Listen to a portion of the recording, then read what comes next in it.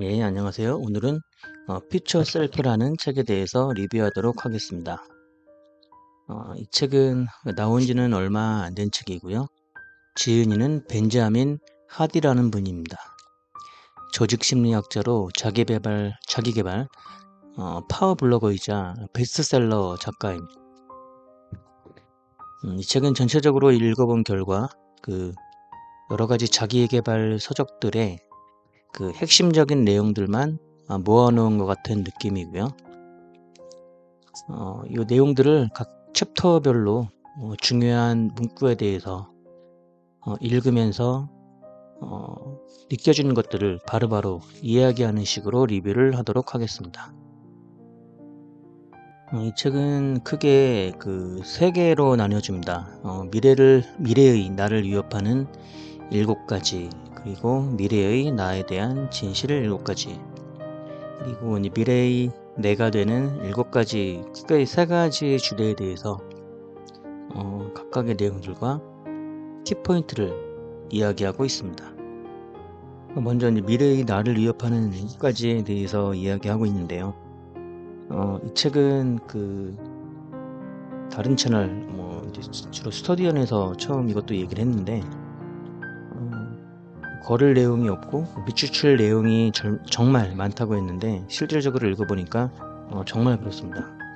진짜 거를 내용들이 없고 밑줄 내용들이 너무 많아서 줄을 좀 많이 쳤는데요. 밑줄 칠 내용들만 이야기해도 시간이 굉장히 오래 지나갈 것 같아서 일단 영상을 찍어보고 1, 2, 3부를 한꺼번에 다 하기 어렵다면 좀 나누어서 영상을 하는 것들로 하겠습니다. 먼저 1부를 이야기하도록 하기 전에 프롤로그를 얘기하겠습니다. 오늘의 삶은 자신의 과거를 재조합한 삶이다. 우리가 어떤 일을 하든 그 행동은 미래의 예측을 동력으로 삼는 것이다. 인간의 모든 행동에는 목적이 있다. 왜를 아는 것이 심오하고 강력한 형태의 지식이다. 80%의 사람들이 회피나 두려움이 동력이 되어 행동한다. 접근이나 용기가 동력이 되어 행동하는 사람은 20% 정도다. 동기에는 접근 동기와 회피 동기가 있다. 예를 들어 집을 잃지 않으려고 직장에 가는 것은 회피 동기가 목표인 행동이다. 한편 승진하려고 직장에 가는 것은 접근 동기가 목표인 행동이다. 먼 미래를 깊이 생각할수록 미래를 자신이 원하는 모습으로 만들 능력은 더욱 향상된다. 두려움과 부정적인 생각, 단기적인 시각에서 벗어나야 한다. 미래의 나와 연결되는 수준이 현재의 삶과 행동 수준을 결정한다. 목표를 향해 가기보다는 목표라는 지점에서 생각하고 행동해라. 미래의 나와 단절되면 사람들은 자기 발등에 떨어진 불만 끄느라 정신이 없다. 미래의 나와 단절된 사람은 눈앞의 목표를 추구하거나 도파민이 잠깐 활성화되는 쾌락을 일삼는다. 미래의 나와 연결하라. 그것이 지금 강력한 삶을 사는 방법이다. 미래의 나를 현재로 불러와 살아가게 되면 모든 게 달라졌다. 우리는 항상 죽음을 생각하고 있어야 지금 이 순간을 소중히 여기고 감사하게 된다. 무언가 성공적인 결과를 이룬 사람은 누구나 결과를 먼저 마음속에 뚜렷하게 그렸다. 미래의 나를 명확하게 보고 그 모습에 전념하면 모든 생각과 행동은 목표라는 필터를 거치게 된다. 미래를 어떻게 바라보는지에 따라 우리 생각과 행동이 달라진다. 그 첫 단계가 미래의 나는 어떤 모습일지 정하고 지금 그 모습이 되는 것이다. 지금 프롤로그만 봤는데도요, 밑줄 친 내용들이 너무 많아서 좀 많이 얘기를 했고, 이 내용만 봐도 굉장히 좋은 내용입니다. 이어서 이제 파트 1, 미래의 나를 위협하는 7가지 요인에 대해서 리뷰해 보도록 하겠습니다. 미래의 나를 위협하는 요인 7가지. 여기서는 7가지 요인을 이야기하는데요. 이 7가지의 얘기를 본격적으로 하기 전에 이 저자가 하는 말이 몇 가지가 있네요. 개인의 발전과 정신건강의 질은 미래에 무언가를 성취하고자 의미를 갖는 데서 비롯된다. 원고를 새롭게 쓰고자 하는 간절한 열망 때문에 나는 강제 수용소에서 모진 고초를 겪으면서도 살아남을 수 있었다. 이거는 프랭클에 대한 이야기입니다. 살아야 할 이유가 있는 사람은 모든 어려움을 어떻게든 견뎌낸다. 목적을 잃으면 현재의 삶은 죽은 삶이다. 다음은 이제 제가 리뷰한 내용입니다. 우리는 살면서 미래의 나에 대해서 얼마나 상상을 할까요? 인간의 본성은 길게 예측해서 행동을 하는 유전자가 아니라고 합니다. 눈앞의 즐거움을 그리고 결과를 쫓는 유전자죠. 그래서 많은 사람들은 미래의 나에 대해서 어렴풋이 생각을 하겠지만 심각하게 고민하지는 않는 것 같습니다. 미래 심리학 입장에서 자신의 미래에 대한 이미지가 명확하면 할수록 현재의 삶에 영향을 미친다고 합니다. 미래의 나와 소통하고 미래의 나에게 에너지를 투자하면 어느새 나는 미래의 내가 되었을 것입니다. 나는 가끔 20년, 30년 전으로 돌아가 과거의 나에게 이야기를 하고 싶었던 몇 번의 순간이 있었습니다. 이제 미래의 내가 지금의 현재로 와서 나에게 조언을 해주고 있다고 생각해 봅니다.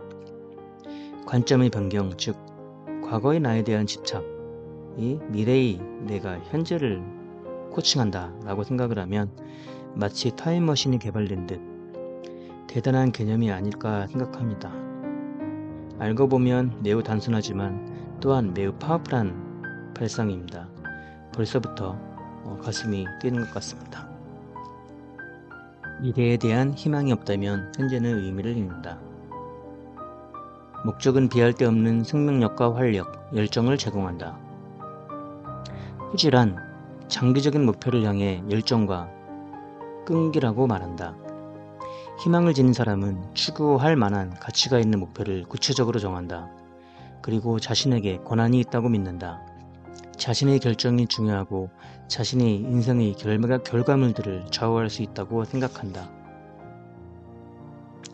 원대한 희망을 지닌 사람은 목표에 도달하는 다양한 길을 찾으며 새로운 방법을 기꺼이 시도한다. 후지를 잘하게 하려면 전념하는 장기 목표가 구체적이어야 한다. 그리고 중요한 목표를 달성할 방법 또는 시스템을 정기적으로 점검하고 개선해야 한다. 이에 대한 내용입니다. 과거에 대한 부정적 스토리는 미래를 위협한다는 것입니다. 과거에 대한 부정적인 생각을 품을 때 삶은 당신에게 유리하게 펼쳐지지 않는다. 건강한 정서는 긍정적인 과거와 가슴 설레는 미래를 품고 있을 때 생긴다. 심리학적으로 과거, 현재, 미래는 지금 이 순간에 함께 존재한다. 과거가 현재의 의미를 만드는 게 아니라 현재가 과거의 의미를 만든다고 말하는 게 더 정확하다. 과거의 스토리를 거듭 반복해서 재해석하고 재구성해라. 고통과 혼돈을 어떻게 처리하느냐가 미래의 내가 어떤 모습이 될지 큰 영향을 미친다. 무슨 일이 일어나든 그 경험을 유익한 경험이라는 프레임으로 설정하라. 경험이 무엇을 의미하는지는 당신 손에 달렸다. 당신이 경험의 주인이지 경험이 당신의 주인은 아니다. 미래의 나를 위협하는 두 번째 요인은 과거를 부정적인 스토리로 만드는 것이다. 부정적인 과거는 미래를 제약한다. 제가 정리한 것입니다. 더 이상 과거에 이끌려 다니지 말고 의도적으로 과거를 좋은 경험, 교훈으로 해석하여 미래에 활용할 수 있도록 하자라는 것 같습니다. 주변 환경을 인식하지 못하면 당신은 아무 길이나 가게 된다. 가장 많은 시간을 함께 보낸 사람 5명의 평균 모습이 바로 당신이다. 인정하고 싶진 않지만 우리 성과와 결과는 흔히 주변 사람들의 기대에 기초한다. 미래의 나를 위협하는 세 번째 요인은 주변 환경이 목표에 어떤 영향을 미치는지 인식하지 못하는 것이다. 어떤 것을 선호할 때 그 이유가 그것이 정말 좋아서가 아니라 반복적으로 노출되기 때문이다 라는 사실을 알게 된다. 이런 현상을 단순 노출 효과라고 한다. 훌륭한 통찰력과 능력을 지닌 사람들과 자주 접촉해야 한다. 훌륭한 사람을 만나지 않고 좋은 책을 읽지 않는다면 당신은 5년 후에도 지금 모습 그대로일 것이다. 입력되는 정보와 경험, 만나는 사람을 적극적으로 바꿔야 한다. 우리가 환경을 만들고 통제하지 않으면 환경이 우리를 만들고 통제한다.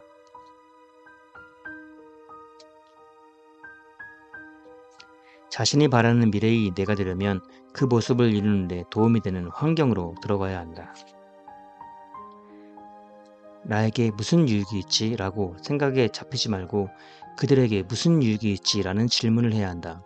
먼저 다른 사람이 목표를 이룰 수 있게 도와라. 거기서 출발해 관계를 구축해야 한다. 결국 주변 환경은 매우 중요하고 통찰력 있는 사람들과 의도적으로 더 어울리려고 하고 또 반복적으로 노출되도록 하는 것이 좀 중요할 것 같다고 생각을 해봅니다. 위협사, 미래의 나와 단절되면 근시안적인 결정을 내리게 된다. 대체로 인간의 결정은 근시안적이며 상상력이 부족하다. 유익한 결정을 내리는 첫 번째 단계는 미래의 나와 연결하는 것이다. 미래의 나와 연결하려면 미래의 나를 현재의 나와는 다른 사람으로 보는 게 대단히 중요하다. 지금 하는 모든 행동이 미래의 당신에게 어떤 영향을 주는지 깊이 인식할수록 당신의 행동은 더욱 신중해지고 나아질 것이다. 미래의 나에게 투자할수록 미래의 나와 더 긴밀히 연결된다. 유익이 미래까지 지속되는 장기적인 보상을 주는 행동을 해라. 그것이 미래의 나에게 투자하는 것이다. 장기적인 보상을 주는 행동에 투자할 때 미래의 나는 더욱 명확해진다. 미래의 나를 위협하는 네 번째 요인은 미래의 나와의 단절이다. 미래의 나와 단절되면 당신은 원하는 삶을 적극적으로 만들 수 없다. 이건 결국 미래의 나를 잊지 말고 미래의 나를 구체적으로 생각하고 대화를 하자는 내용입니다. 미래의 나와 대화하고 인식하며 현재를 살아갈 때 우리는 미래의 나와 더 가까워질 수 있습니다.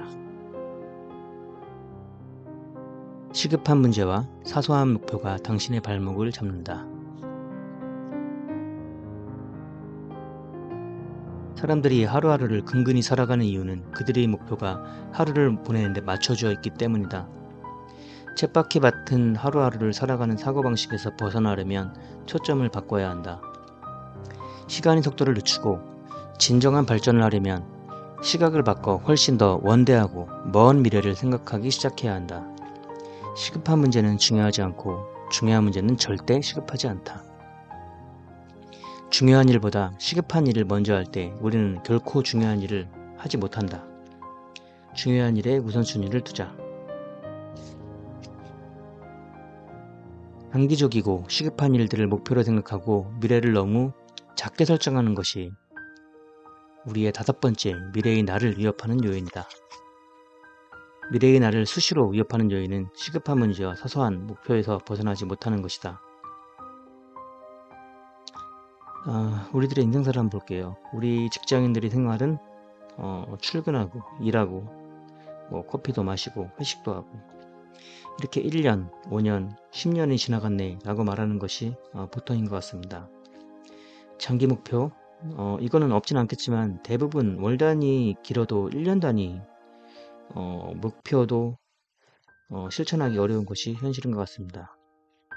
지금이라도 10년, 5년 단위 나를 보고 그 미래의 나를 위해서 내가 할 중요한 것은 무엇인지 고민하고 실행을 하려고 해봅니다. 경기장에 들어가지 않으면 당연히 패배다. 여기서 경기장이라고 하는 것들은 어떤 일을 했을 때 그 안에 뛰어 들어가는 것을 얘기하고요. 뛰어 들어가지는 않고 옆에서 말만 하는 것보다 실패를 하더라도 뛰어 들어가란 얘기고, 그리고 그때의 실패는 실패가 아니고 미래를 위한 나의 성장의 발걸음이라고 합니다.